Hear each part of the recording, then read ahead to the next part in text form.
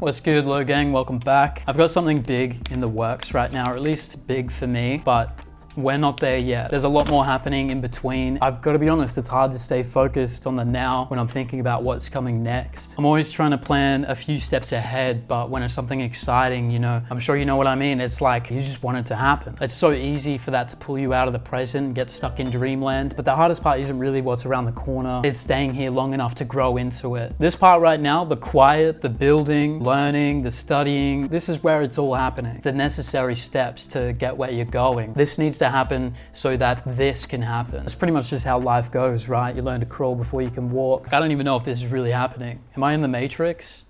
Is this the Matrix? You know, I only watched that for the first time like last week. I'm in this stage where I feel like I'm actually doing something and I'm actually getting to work up to something important. It's not like the final destination because the bar keeps moving, you know what I mean? After this big thing will be the next big thing, will be the next big thing. And I'm just trying to focus on grounding myself, live in the present. This is where I'm at right now. Sometimes it just feels a little too surreal, and while it's okay to dream about these things, dream about what's coming next, it's really important that you stay in the moment. Obviously, I spend a lot of time in here and a lot of time in here. You all know what I'm about right now. You know, I'm a very introspective person, spending a lot of time by myself, so I feel like I've got to put these thoughts somewhere. It's really important to acknowledge that these small things, these small steps that we're taking probably matter the most. I think I messed this up. My stamp cooled down way too quickly. I'm gonna have to write a whole new card. I did 2 beads with that one, I'm gonna try 3.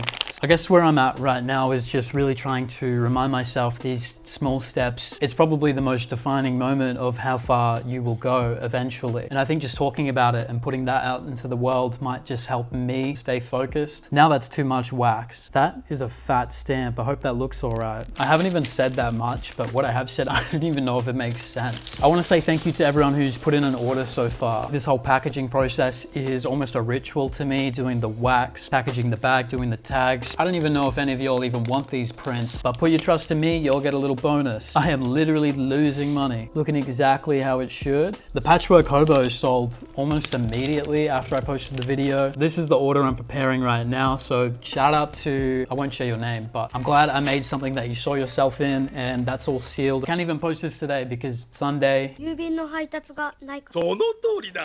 Some of my older work, you know, my starting pieces, and even when I started here on YouTube, I don't really feel connected to it anymore, which isn't a bad thing. I mean, I feel like that really shows growth. On the back of what I said before, it's like the starting point. You need to make these things to teach yourself how to make the better thing. It shows the groundwork, where you started from, where you are now. For me, it's given me experiences and taught me things that I couldn't learn any other way. And that's what growth really feels and looks like, leaving behind a version of you that created the version that you are now. I really don't mean to be as philosophical as this is sounding, but that's what it's all about. You know, if you can look back on something that you once created, kind of think that sucks and that you can do better, that's the mindset that you sort of need to be in to see improvement in whatever it is, your work, your passion projects, the general road to success. You know, it's not a linear path. That's where genuine growth comes in, starting from with what you know. And it might not be a whole lot, but if you continue and you have that determination to be better, not to sound cheesy, but the universe will show you the path to do better, to do bigger and expand. The whole point to what I'm trying to say is it's better to make something imperfect than waiting for perfection and not make anything at all. Hardly anything in life will work out the exact same way that you plan it to. So starting with a rough idea, the rough structure, even if it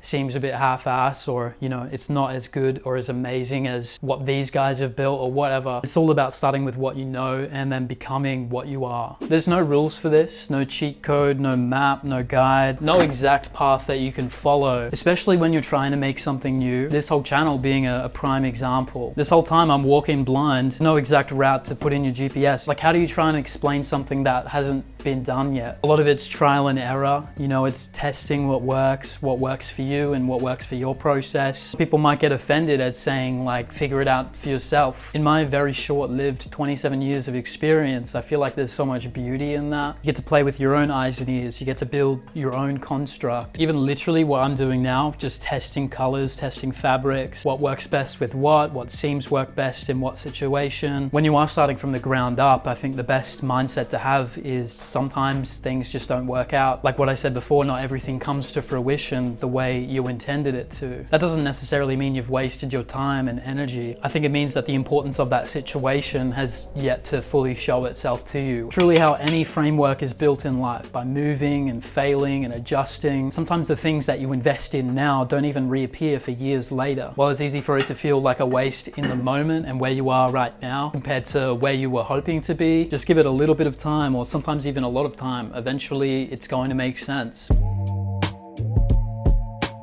I had a comment on my last video saying, why is the whole thing about time? Granted, I was focused on the time a lot. I had no intention of stressing anybody out watching that. Time is something I'm constantly struggling with, and learning how to balance the little time that I do have to be creative. It feels like an important aspect of where I'm at right now. I really don't have the time or money to invest solely in this. So when I'm making this challenge video, you know, it's very important to me to show how long it's actually taking. And I've said this before, but like 70% of my time is going into a day job. So being conscious and aware of the time that I do have and how I'm spending that, I felt like it just gave an interesting aspect to the video, to not only serve as a reminder to myself to see what I'm capable of, but also to show others, other creatives, you know, the reality of it. Something I used to tell myself before committing to this was like, how am I supposed to actually do this? You know, I have hardly any free time as it is. How does anyone go from a 38-hour work week in a corporate job to being a full-time creative? It just honestly, it just didn't add up, the schedule. So if I'm being serious on being productive with the time that I do have, and I can see there's a number tracking the amount of time that I've actually invested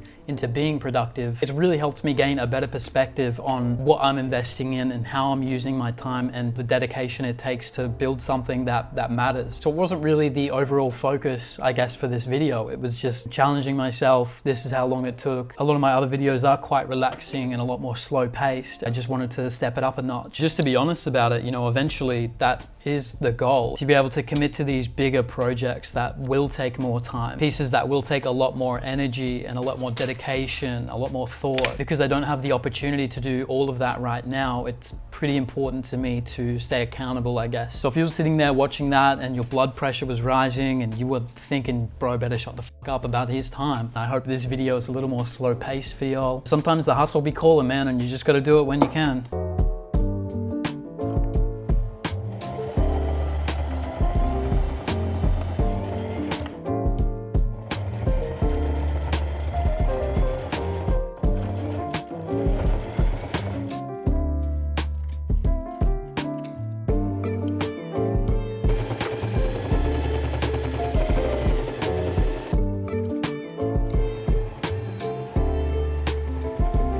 I used to think the hardest part was just beginning, gaining enough motivation to start something new and getting yourself in motion. Maybe the hardest part is always going to feel like this, that space in the middle between where you are now and where you want to be. I think that might be the whole point anyway, is like the tension and the stress and the pressure that you feel. That's something that motivates me to continue. It's not really because I know exactly what I'm doing and where I'm headed, but because I know that this is what it feels like to become, to eventuate. I don't even know if this makes a worthwhile video. I could just be talking smack. I'm not trying to sound like Jay Shetty, so I might just zip my lips. This is one of the first bags I shared. I actually made this probably like 2 years ago now. I took this off the store because I wanted to make some changes, shorten the straps, improve the lining, and gave it some depth so it's not just a flat tote. And I think I might hit this with the Dremel and get some more of that distressing showing, go for like a tattered furry look instead of like a sewn, I don't even know what this is. We actually have a saying in Australia that sort of summarizes this entire video. If you're gonna pitch